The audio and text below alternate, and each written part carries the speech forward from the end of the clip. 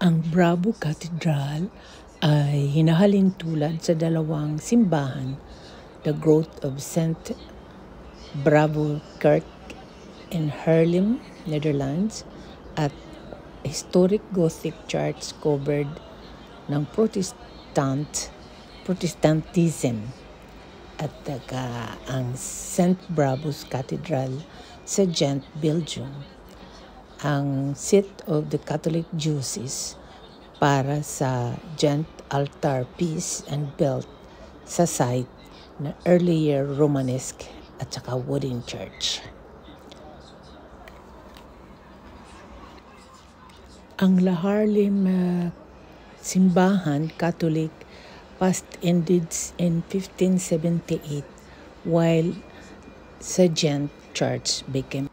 Ito ang original painting ng Adoration of the Mystic Lamb dito sa Ghent, Belgium.